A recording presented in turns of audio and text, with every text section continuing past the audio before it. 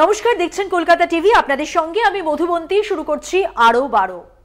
আর আরো 12 নিয়ে মধুবন্তীর সঙ্গে রয়েছি আমি ভাস্বতী। শুরুতেই যে গুরুত্বপূর্ণ খবরে নজর রাখবো আমরা, বিতর্কিত বিজ্ঞাপন মামলায় সুপ্রিম কোর্টে বিজেপি হাইকোর্টের নির্দেশে বিরোধিতায় শীর্ষ আদালতে বিজেপি। বক্তব্য না শুনে নির্দেশ দিয়েছে সিঙ্গেল বেঞ্চ। সুপ্রিম কোর্টে আর্জি বিজেপি শিবিরের। বিজেপির বিতর্কিত বিজ্ঞাপনের বিরোধিতা। হাইকোর্টের দ্বারস্থ হয় তৃণমূল। বিতর্কিত বিজ্ঞাপনে বিধিনিষেধ জারি করে হাইকোর্ট, আর এরপর শীর্ষ আদালতে যায় বিজেপি। কবে শুনানি তা এখনো পর্যন্ত স্পষ্ট জানায়নি সুপ্রিম কোর্ট। শীর্ষ আদালতে যায় বিজেপি। বিতর্কিত বিজ্ঞাপনে বিধিনিষেধ জারি করে কলকাতা হাইকোর্ট। বিজেপির বিতর্কিত বিজ্ঞাপনের বিরোধিতা, হাইকোর্টের দ্বারস্থ হতে হয় তৃণমূলকেও। বিতর্কিত বিজ্ঞাপনে বিধিনিষেধ জারি করে হাইকোর্ট। সুপ্রিম কোর্টে বিজেপি। বিতর্কিত বিজ্ঞাপনে বিধিনিষেধ জারি করে কলকাতা হাইকোর্ট। বিতর্কিত বিজ্ঞাপন মামলায় সুপ্রিম কোর্টে বিজেপি। কলকাতা হাইকোর্টের নির্দেশে বিরোধিতা। পীযূষ কান্তি নাগ আমাদের প্রতিনিধি রয়েছেন ফোন লাইনে। পীযূষ, এ বিষয়ে কি জানা যাচ্ছে? কলকাতা হাইকোর্টের ঠিক কি পর্যবেক্ষণ? কলকাতা হাইকোর্টের যে পর্যবেক্ষণ ছিল তা কিন্তু ইতিমধ্যে শেষ হয়ে গেছে বলা যেতে পারে। কলকাতা হাইকোর্টের পর্যবেক্ষণ এবং কলকাতা হাইকোর্টের রায়তে সন্তুষ্ট না হয়ে বিজেপি সুপ্রিম কোর্টে আবেদন জানিয়েছে। তুমি জানো, কলকাতা হাইকোর্টে তৃণমূলের পক্ষ থেকে একটি আবেদন করা হয় বিজেপির যে বিতর্কিত বিজ্ঞাপন, সেই বিজ্ঞাপনগুলির ওপর স্থগিতাদেশ জারি করুক কলকাতা হাইকোর্ট। বিগত শুনানির সময় বিচারপতি সব্যসাচী ভট্টাচার্য সেই আবেদনের প্রেক্ষিতে একটি অন্তর্বর্তীকালীন স্থগিতাদেশ জারি করেন এবং পরিষ্কার জানিয়ে দেন যে পয়লা জুন পর্যন্ত বিজেপির পক্ষ থেকে এই ধরনের বিজ্ঞাপন কোন সংবাদপত্রে প্রকাশ করা যাবে না। তাই সেই রায়কে চ্যালেঞ্জ জানিয়ে প্রধান বিচারপতি, কলকাতা হাইকোর্টের প্রধান বিচারপতি টি.এস. দিবাকরমন ও বিচারপতি হিরণময় ভট্টাচার্যের ডিভিশন বেঞ্চে আবেদন জানিয়েছিল বিজেপির আইনজীবীরা। তারা প্রধান বিচারপতির দৃষ্টি আকর্ষণ করে বিচারপতি সব্যসাচী ভট্টাচার্য তাদের বক্তব্য না শুনেই রায়দান করেছেন, এমনটা অভিযোগ নিয়ে যখন তারা প্রধান বিচারপতির ডিভিশন বেঞ্চের দৃষ্টি আকর্ষণ করেন, তখন কিন্তু সেই আইনজীবীর আবেদনে সাড়া দেয়নি প্রধান বিচারপতির ডিভিশন বেঞ্চ। যেহেতু প্রধান বিচারপতি ডিভিশন বেঞ্চ সেই আবেদনে সাড়া দেয়নি, ফলে বিচারপতি সব্যসাচী ভট্টাচার্যের রায় কিন্তু এখনো পর্যন্ত বহাল রয়েছে। এরপরে বিজেপির পক্ষ থেকে সুপ্রিম কোর্টের আজ দ্বারস্থ হয় এবং সুপ্রিম কোর্টের বিচারপতিদের দৃষ্টি আকর্ষণ করে মামলার দ্রুত শুনানির আবেদন জানায়। যদিও সুপ্রিম কোর্টের পক্ষ থেকে বলা হয় যে এই মামলার শুনানির জন্য যে গ্রীষ্ম অবকাশকালীন বেঞ্চ, সেই বেঞ্চে আবেদন জানাবার জন্য বা সেই বেঞ্চের দৃষ্টি আকর্ষণ করার জন্য। এর পরেও যখন বিজেপির পক্ষ থেকে আইনজীবীরা আদালতের কাছে জোরাজুরি করেন, তখন আদালতের পক্ষ থেকে মামলার দায়েরের কথা বলা হলো। এই মামলার কবে শুনানি হবে সে বিষয়ে কিন্তু কোনোভাবেই পরিষ্কারভাবে জানায়নি সুপ্রিম কোর্ট। একদমই ধন্যবাদ জানাবো পীযূষ কান্তি নাগ, আমাদের প্রতিনিধি ছিলেন ফোন লাইনে।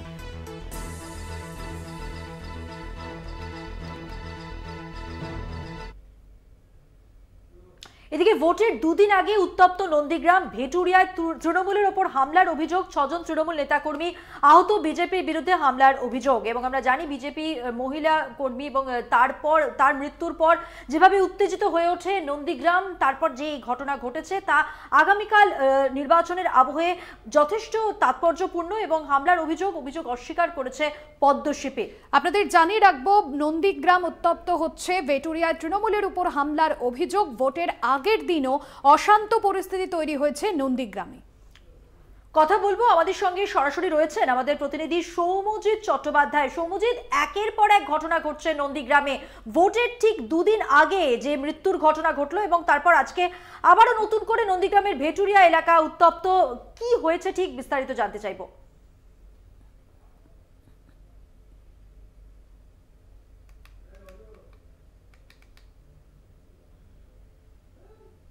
সৌম্যজিৎ, তুমি আমার কথা সরাসরি শুনতে পাচ্ছ? তৃণমূলের উপর হামলার অভিযোগ, 6 জন তৃণমূল নেতাকর্মী আহত হয়েছেন। বিজেপির বিরুদ্ধে ঠিক কি অভিযোগ?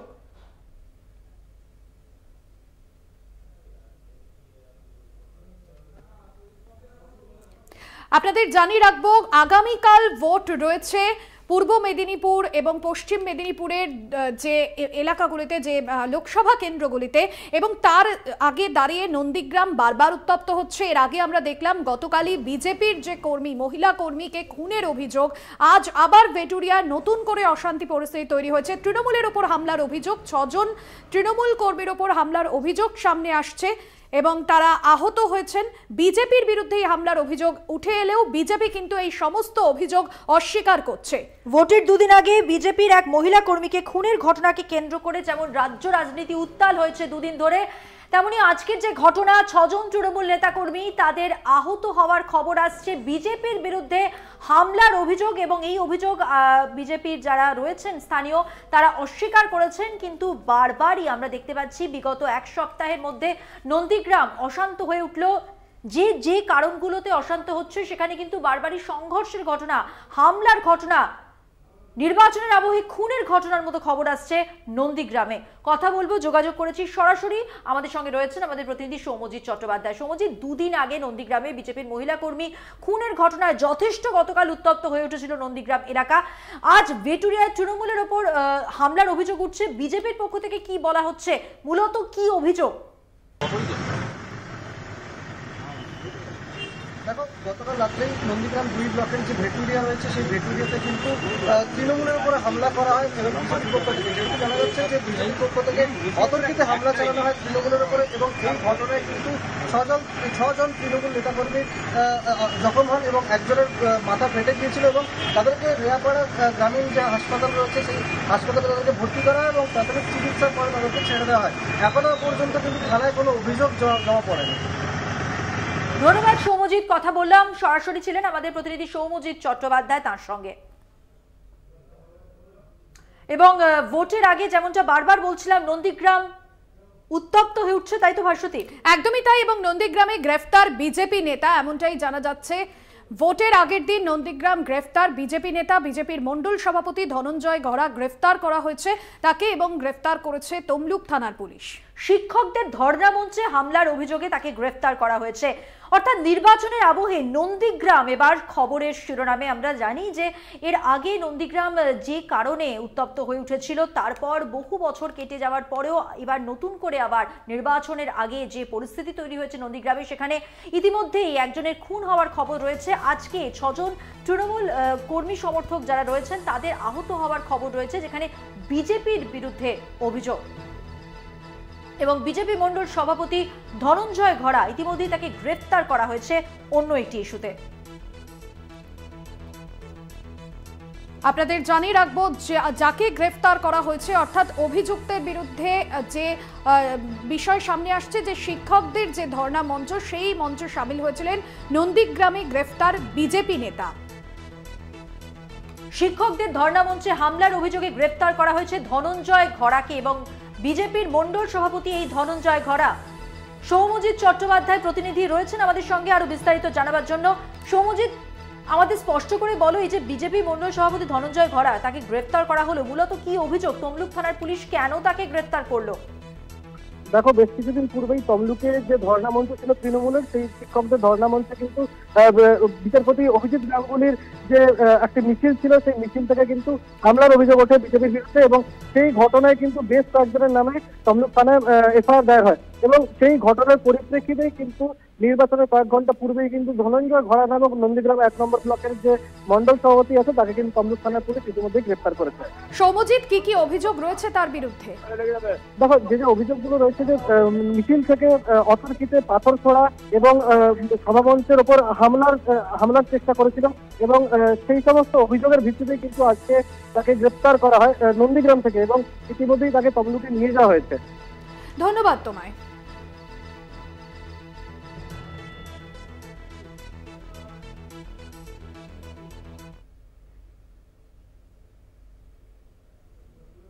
ভোটের আগের দিন পশ্চিম মেদিনীপুরে এবার নগদ টাকা উদ্ধার। দাসপুরে নগদ 24 লক্ষ টাকা উদ্ধার হয়েছে। বিজেপি নেতার গাড়ি থেকে টাকা উদ্ধারের অভিযোগ। নাকা তল্লাশির সময় উদ্ধার টাকা, অর্থাৎ নির্বাচনের আগের দিন যেরকমটা আমরা দেখতে পাই যে নাকা চেকিং হয় মোড়ে মোড়ে, এবং সেই সময় অর্থাৎ আজ পশ্চিম মেদিনীপুরে নির্বাচনের ঠিক আগের দিন নগদ টাকা উদ্ধার হয়েছে। দাসপুরে নগদ 24 লক্ষ টাকা উদ্ধার। বিজেপি নেতার গাড়ি থেকে এই টাকা উদ্ধারের অভিযোগ সামনে আসছে এবং নাকা তল্লাশির সময় উদ্ধার হয়েছে টাকা। আগামীকাল ষষ্ঠ দফার নির্বাচন রয়েছে মেদিনীপুরের বেশ কয়েকটি লোকসভা কেন্দ্রে।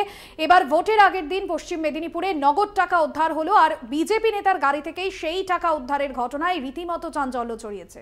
একদমই, এবং প্রত্যেকবারের মতোই নাকা চেকিং হচ্ছে, যে প্রস্তুতি হয় নির্বাচনের ঠিক আগের দিন সেইখানেই কিন্তু আমরা দেখতে পাচ্ছি যে নাকা চেকিং এর সময় কিভাবে টাকা উদ্ধার হয়েছে। দেখাচ্ছি ঘটনাস্থলের ছবি। বিজেপি নেতার এই গাড়ি থেকেই নগদ 24 লক্ষ টাকা উদ্ধার হয়েছে। এবার এই টাকা কি কাজে লাগছিল, কোথায় যাচ্ছিল, সবকিছুই এখন খতিয়ে দেখা হচ্ছে।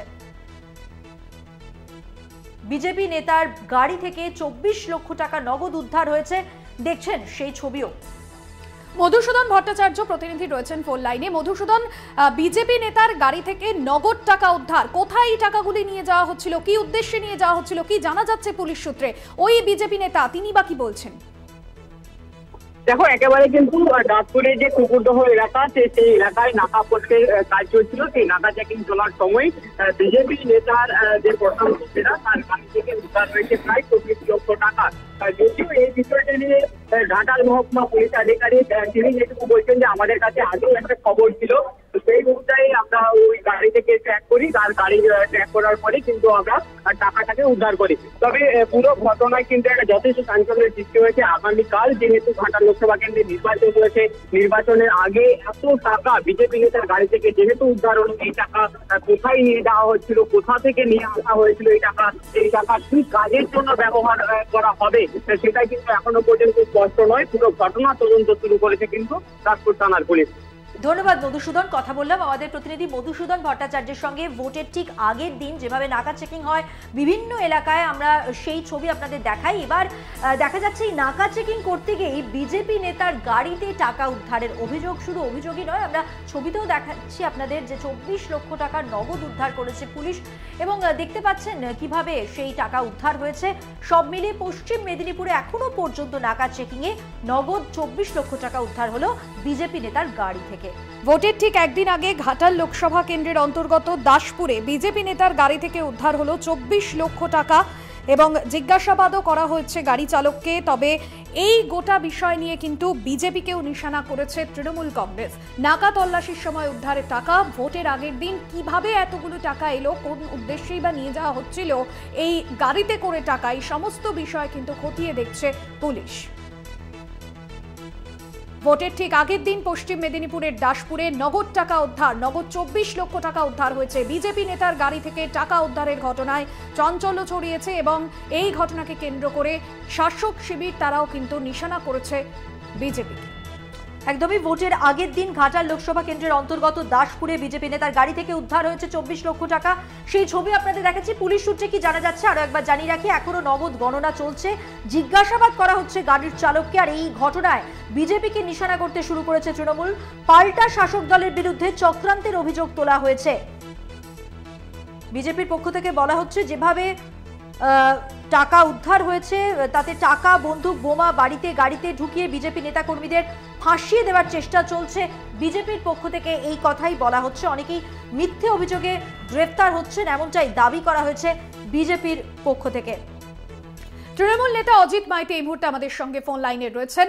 অজিত বাবু, যে অভিযোগ সামনে আসছে দাসপুরে নাকা চেকিং এর সময় বিজেপি নেতার গাড়ি থেকে 24 লক্ষ টাকা উদ্ধার, কি বলবেন? ভোটের আগের দিন এত টাকা উদ্ধার বিজেপি নেতার গাড়ি থেকে।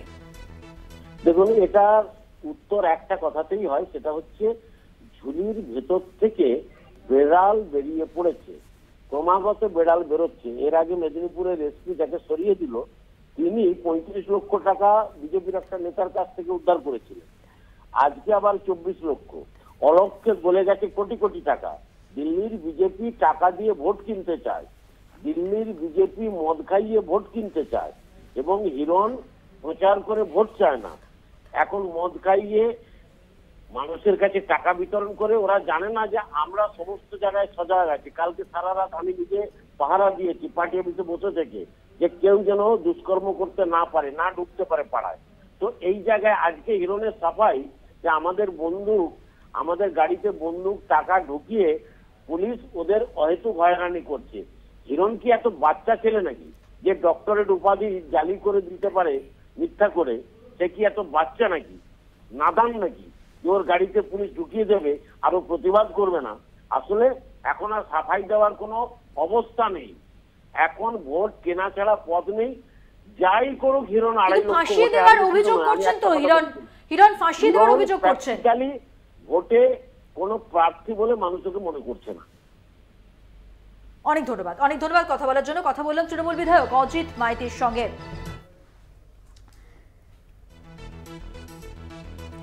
পুলিশ সূত্রে এখনো পর্যন্ত যেটা খবর, যে নগদ গণনা চলছে, এখনো পর্যন্ত 24 লক্ষ টাকা উদ্ধার হয়েছে। এই ঘটনায় বিজেপিকে নিশানা করতে শুরু করেছে তৃণমূল।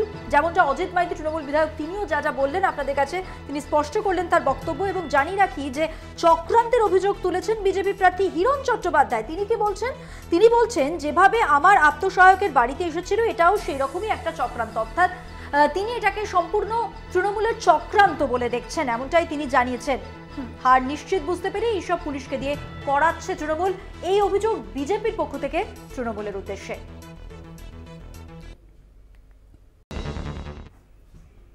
মথুরাপুরে জনসভায় মুখ্যমন্ত্রী মমতা বন্দ্যোপাধ্যায় সরাসরি নজর রাখব।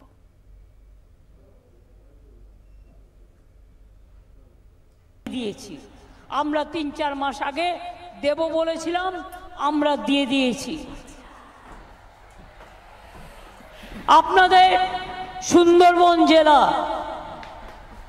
আমরা সুন্দরবন জেলার জন্য একটা নতুন মাস্টার প্ল্যান তৈরি করছি।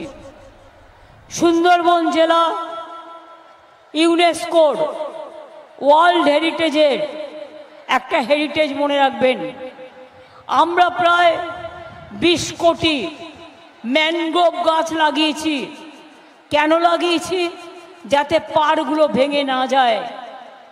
আর এটা তো অস্বীকার করার উপায় নেই, বাংলা নদী মাতৃকার জেলা। প্রতি বছর 9 আমফান, 9 সুনামি, 9 একটা না একটা কিছু জুটছেই। এবং প্রতি বছর সাইক্লোন হবে, ঝড় হবে, জল হবে, মানুষের কষ্ট হবে। আগে তো মানুষ জলে মরে যেত, কেউ জানতেও পারতো না। আমরা এখন এই ফ্লাড শেল্টার অনেকগুলো তৈরি করেছি, এবং এটা তৈরি করার ফলে এরকম ধরনের ঘটনা ঘটলে প্রশাসন আপনাদের নিয়ে আসে। যেমন মৎস্যজীবী যারা আছেন তাদের মাছ ধরতে যাওয়া বারণ আছে 2-3 দিন। আর মৎস্যজীবী যারা আছেন বিশেষ করে সমুদ্রে মাছ ধরতে যান, এই 2 মাস সমুদ্রে মাছ ধরতে আপনারা পারেন না, আপনাদের জীবিকা বন্ধ থাকে। তাই আমাদের সরকার সিদ্ধান্ত নিয়েছিল যে আমরা এই 2 মাসে আপনাদের পরিবারকে 5,000, 5,000, 10,000 টাকা দেব। কিন্তু এখনো পর্যন্ত আমরা দরখাস্ত পাইনি, মাত্র 20,000 দরখাস্ত পেয়েছি। সমুদ্র সাথী যদি কেউ বাদ থাকেন, দয়া করে তাদের নামগুলো ইলেকশনের পর লেখাবেন। ইলেকশনের পরে লেখালেও আপনি টাকাটা পাবেন, বেশি দেরি করবেন না।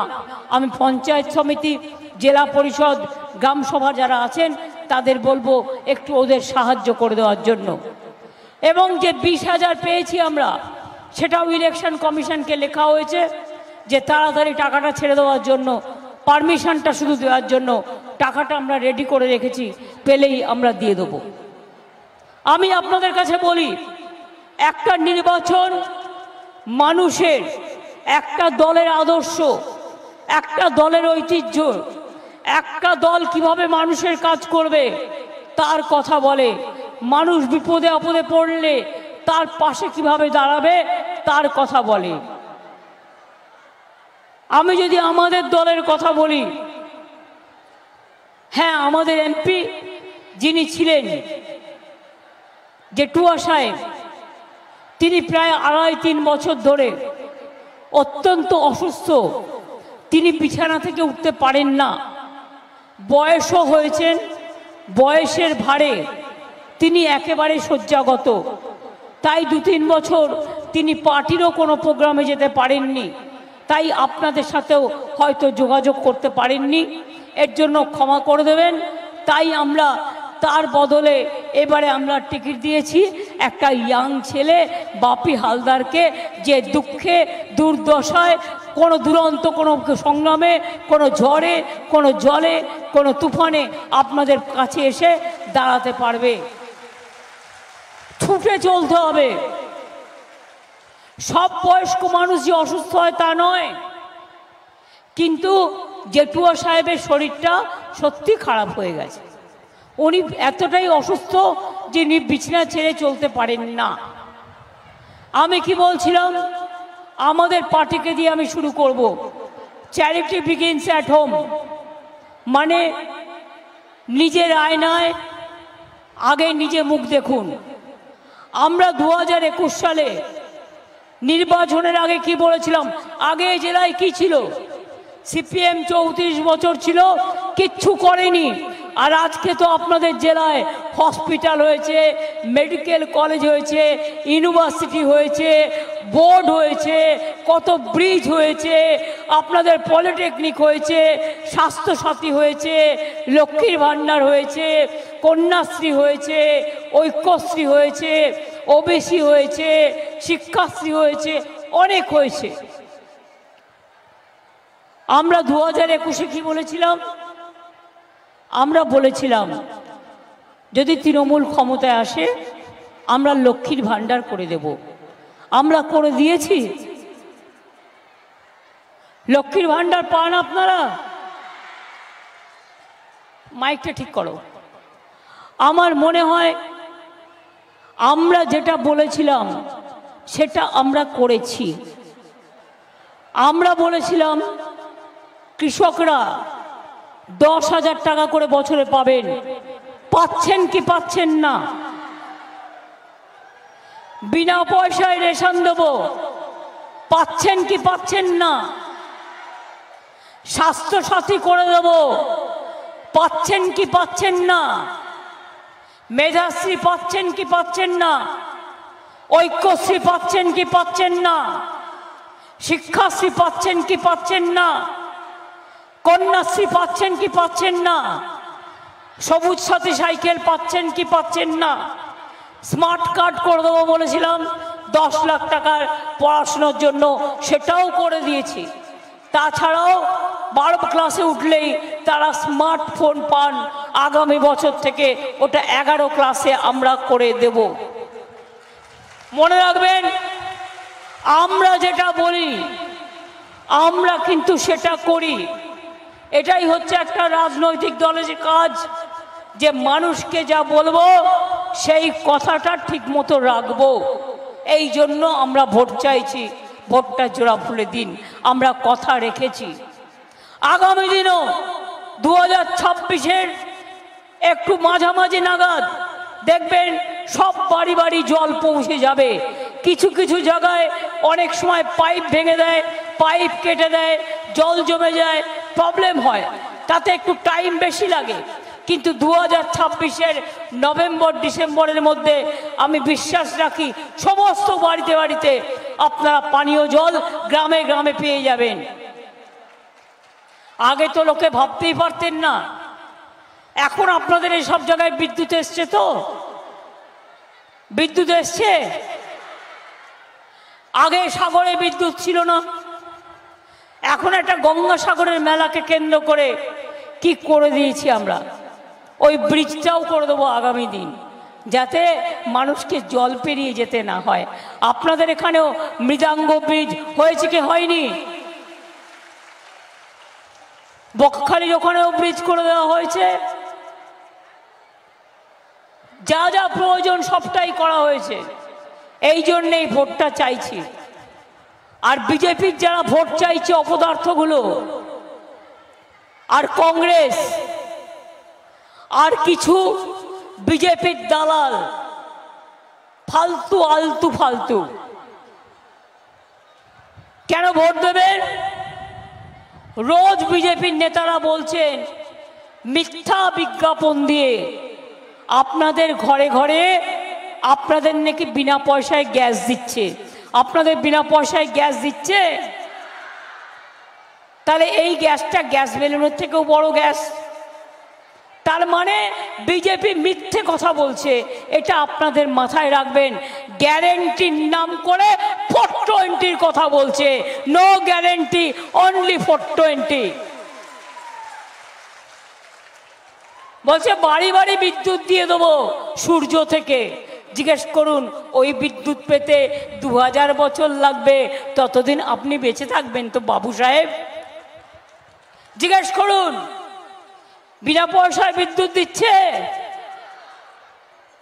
তাহলে ওটাও নো গ্যারেন্টি, অনলি 420। মিথ্যে কথা বলছে। বিনা পয়সায় চাল নাকি ওনারা দিচ্ছেন, 1 পয়সা দেয়নি।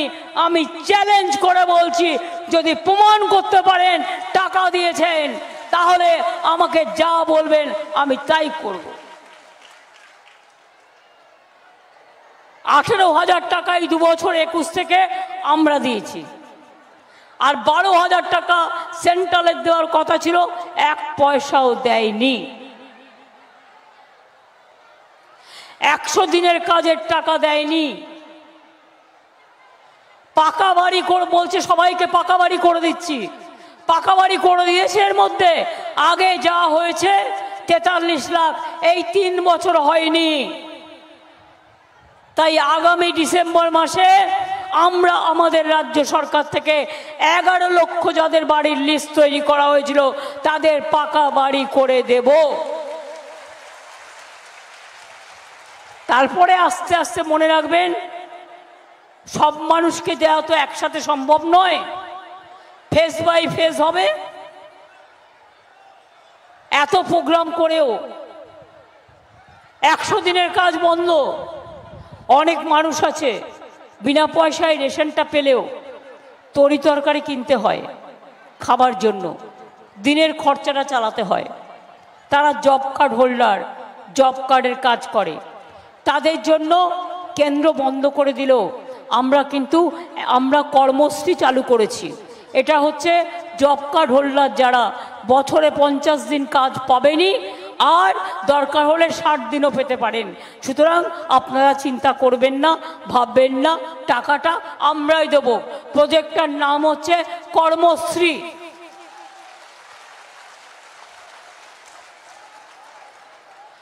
এইভাবে আমাদের পক্ষ থেকে যা যা করার সবটাই আমরা করছি এবং করব।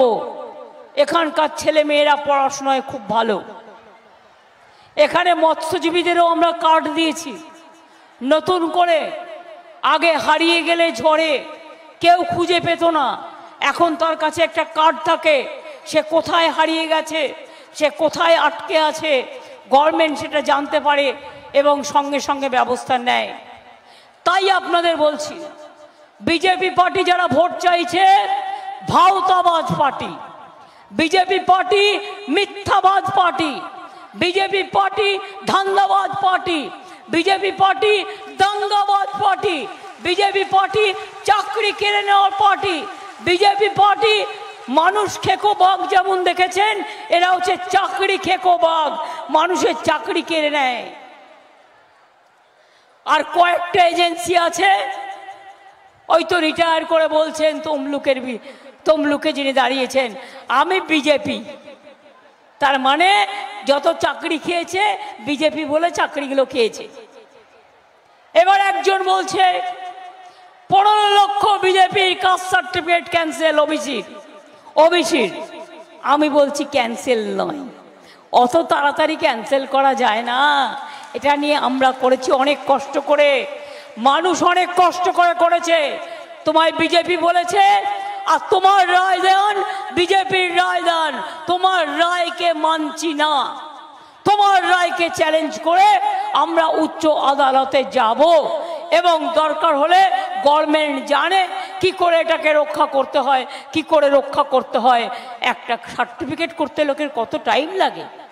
আর ইলেকশন চলছে, ইলেকশনের আগে এটা বদমাইশি নয়, এটা চক্রান্ত নয়। ইলেকশনের আগে আমি জানতে পারলাম না যে ওবিসি নিয়ে কেস করে তারা সবাইকে ক্যান্সেল করে দিচ্ছে। আমি বলি ওরে মূর্খর দল, ওবিসিতে হিন্দুও আছে, মুসলমানও আছে, শিখও আছে, খ্রিস্টানও আছে, তপশিলিও আছে। আসলে বিজেপি হচ্ছে একটা গর্দবের দল।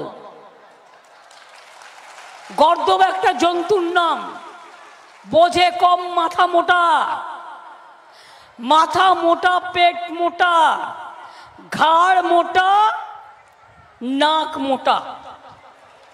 এদের কাজ কি বলুন তো? বলছে বোমা ফাটাবো, 5 লক্ষ ছেলে মেয়ের চাকরি খেয়ে নিল, সব এই প্রায় 25,000 ছেলে মেয়ে নিয়ে হাসছে, নাচছে। এবার কদিন আগে থেকেই বলছে মোদি আর অমিত শাহ যে মুসলিমরা তপশিলীদের নাকি চাকরি কেড়ে নেবে। এটা কখনো হতে পারে? তপশিলীদের চাকরি রিজার্ভেশন যেটা আছে এটা সংবিধানে বাবা সাহেব আম্বেদকর করে গেছে। মোদি কেন, আমি কেন, আমার কারো করার ক্ষমতা নেই। ফর নাথিং মুসলিমদের সাথে তপশিলীদের লাগিয়ে দেওয়া একটা দাঙ্গা করার ধান্দা। আর সেই জন্যেই ওবিসি সার্টিফিকেট ক্যান্সেল করেছে। আমি বুঝি না, আমি এই পলিটিক্স বুঝি। আমি মোদি বাবুকে চ্যালেঞ্জ জানিয়ে যাচ্ছি, অমিত শাহকে চ্যালেঞ্জ জানিয়ে যাচ্ছি। আর চোর বিজেপিকে, সাথে ওদের বন্ধু সিপিএম আর কিছু জুটেছে যারা বিজেপির কাছ থেকে টাকা নিয়ে ভোট ভাগাভাগি করে তাদের বলে যাচ্ছি এনআরসি হবে না, কে করতে দেব না, ইউনিফর্ম সিভিল কোড করতে দেব না, ওবিসি রিজার্ভেশন কাটতে দেব না, আমরা আইন অনুযায়ী করেছি, আইন অনুযায়ী চলবো। কোনো ক্ষমতা নেই। আর তো 10 দিন বাকি, তারপর কোথায় যাবে? সব পাত্তারি গোটাও। আমি শুনেছি এখন থেকেই পাত্তারি গোটাতে শুরু করেছে।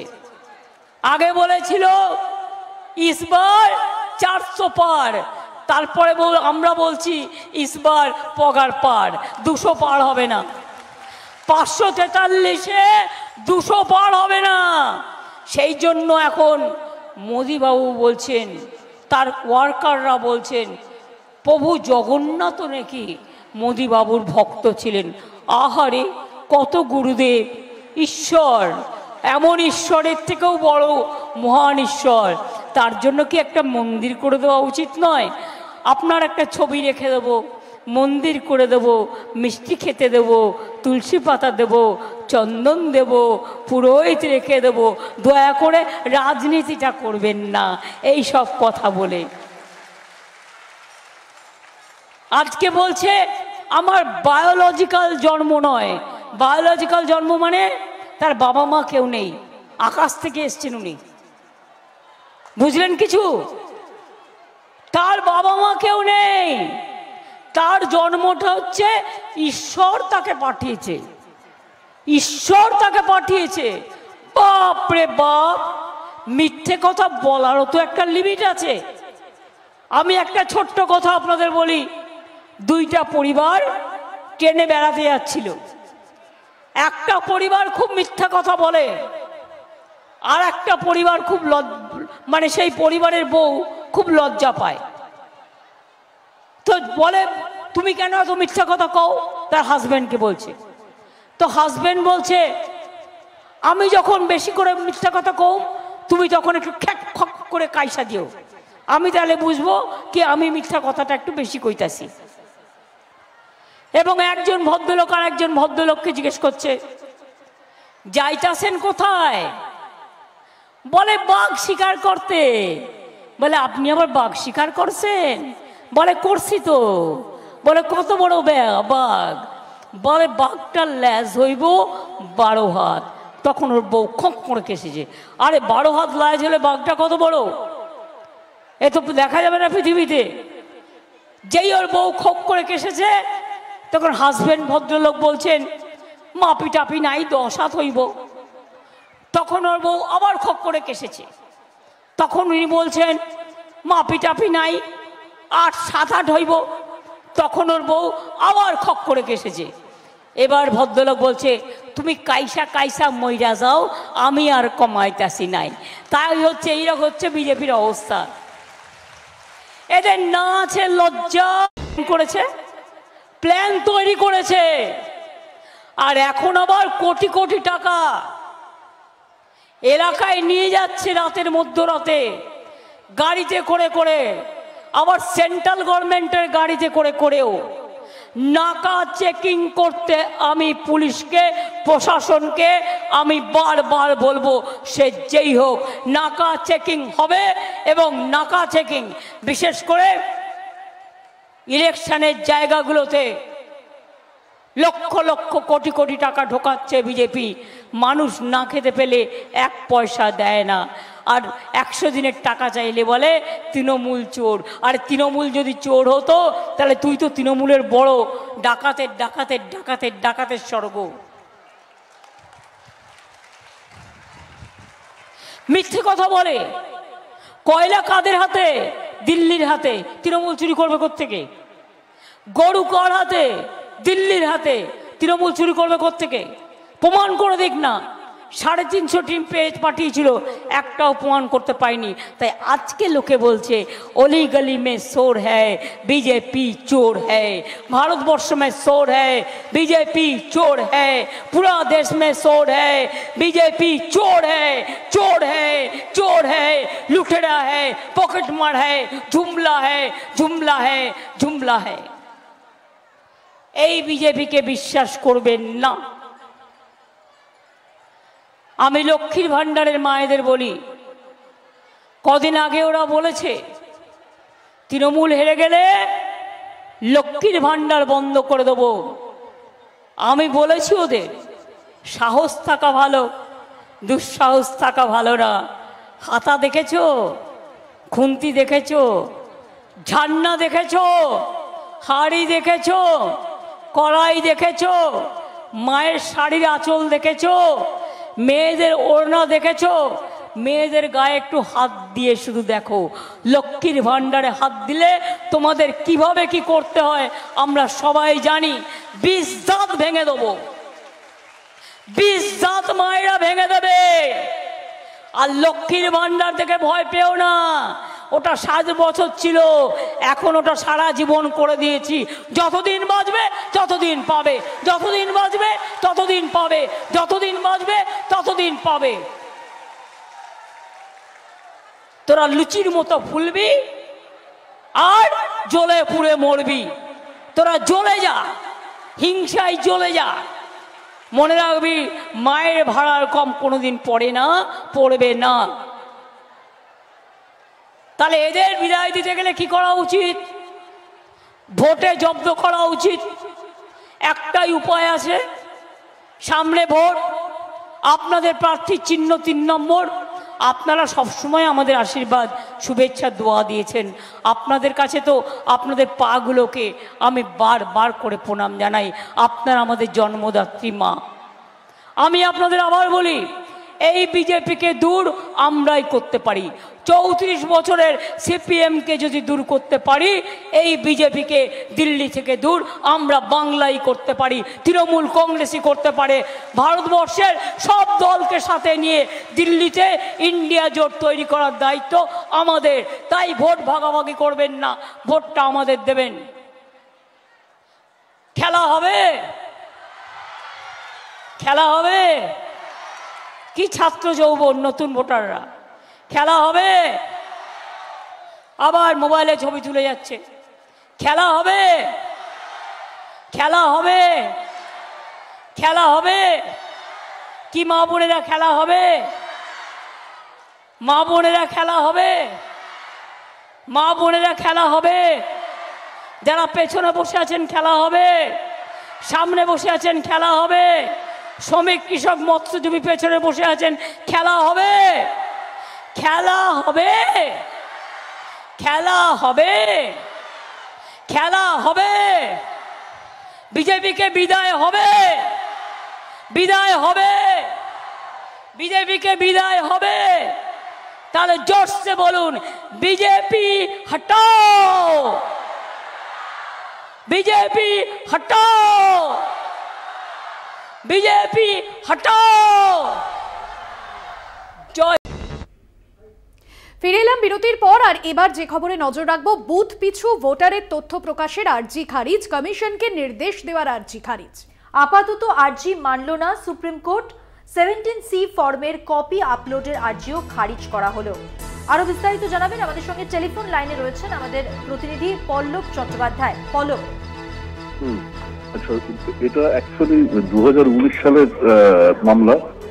সেই মামলাতে একটা অতিরিক্ত আবেদন যুক্ত করে এই ফর্ম সি তথ্য ভোট মিটে যাবার পরেই কমিশনের সাইটেতে প্রকাশ করার জন্য আবেদনটা করা হয়।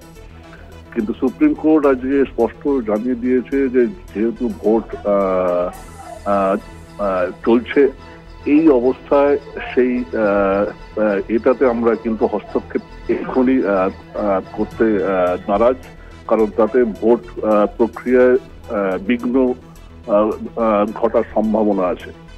সেই কারণেই আজকে মামলাটা প্রায় ঘন্টা দেড়েক শুনানি চালানোর পর কিন্তু এই কথা জানিয়ে সেটাকে মামলাটিকে আবার সুপ্রিম কোর্টে গ্রীষ্মের ছুটির পরেতে শুনানির জন্য রেখেছে সুপ্রিম কোর্ট, বিচারপতি দীপঙ্কর দত্তের ডিভিশন বেঞ্চ। কিন্তু নির্দিষ্ট কবে এর পরবর্তী শুনানি সেটা কিন্তু আজকে জানায়নি। ধন্যবাদ পল্লব।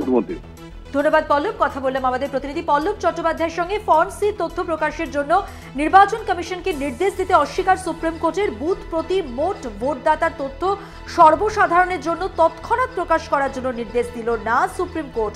ভোট চলাকালীন এমন একটি বিষয়ে হস্তক্ষেপ করার বিপক্ষে মত প্রকাশ বিচারপতি দীপঙ্কর দত্ত ও বিচারপতি সতীশ চন্দ্র শর্মার।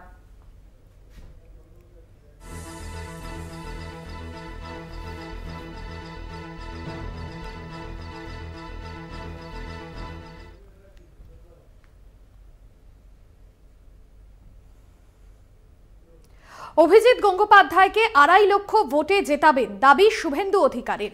বরানগর বিধানসভা কেন্দ্রের উপনির্বাচনের বিজেপি প্রার্থী সজল ঘোষের সমর্থনে জনসভায় রাজ্যের বিরোধী দলনেতা শুভেন্দু অধিকারী। সভার মঞ্চ থেকে একের পর এক বিষয়ে রাজ্যের শাসক দলকে কটাক্ষ করেন তিনি। দেখুন। বিক্ষোভ টিক্ষোভ কিছু হয়নি, সবে সন্ধ্যা, রাত্রি এখনো বাকি আছে।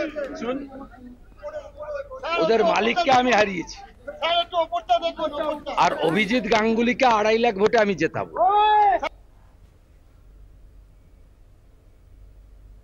চোখ রাখবো পরের খবরে। পিছল কৌস্তুভ রায়ের জামিন মামলার শুনানি। 3রা জুন মামলার পরবর্তী শুনানি। ওই দিন ইডিকে আদালতের 7টি প্রশ্নের উত্তর দিতে হবে। আদালত উত্তরে সন্তুষ্ট হলে পরবর্তী পদক্ষেপ গ্রহণ করবে। কৌস্তুভ রায়ের জামিন মামলা, ইডিকে দিতে হবে 7টি প্রশ্নের উত্তর, ফের মনে করিয়ে দিলেন বিচারক। বুধবার ছিল কৌস্তুভ রায়ের জামিন মামলা শুনানি। এই দিনই ছিল নিম্ন আদালতে গরমের ছুটির আগে শেষ দিন। বিচারক, যেহেতু আজ ছুটির আগে শেষ দিন, তাই এই জামিন মামলা শুনে আজই রায় দেওয়া খুব কঠিন। কারণ পিএমএল আইনে রায়দান করতে হলে অনেক বিস্তারিতভাবে সামগ্রিক বিষয়বস্তু উল্লেখ করতে হয়। তাই শুনানির দিন গরমের ছুটির পর রাখলে আদালতের সুবিধে হয়। তার উপর অর্ণব গোস্বামীর রায়কে মাথায় রেখেই আমাকে এই জামিন মামলা শুনানি গ্রহণ করতে হবে। মৃত্যুঞ্জয় চ্যাটার্জি, কৌস্তুভ রায়ের আইনজীবী। আদালত যা বলবে আমরা তাই মেনে নেব। আদালত আমাদের অনেক সুযোগ দিয়েছে। আদালত চাইলে আমরা ইডির তোলা কোম্পানি আদালতের প্যারোল সংক্রান্ত রায় নিয়ে আদালতকে গোপন করার দাবি ও নথি দিয়ে খণ্ডন করব। প্রমাণ করে দেব ইডির অভিযোগ মিথ্যে। বিচারক ইডির আইনজীবীকে। আদালত আগে ইডির কাছ থেকে 7টি প্রশ্নের উত্তর চায়। আপনারা আমার প্রশ্নের উত্তরে না গিয়ে আমাকেই বাইপাস করে অন্য বিষয়ে দাবি করে আদালতের কাছে নতুন বিষয় উত্থাপন করছেন। পরবর্তী শুনানির দিন আমি ওই প্রশ্নের উত্তর আপনাদের কাছে আশা করি। বিচারক কৌস্তুভ রায়কে উদ্দেশ্য করে। আজ আমি সময়ের অভাবে আপনার মামলা শুনতে পারলাম না। কৌস্তুভ রায়, হুজুর, আমি জামিন চাইনি, আমি আপনার কাছে বিচার চেয়েছি। আমি আদালতের কাছে বিচার পাচ্ছি।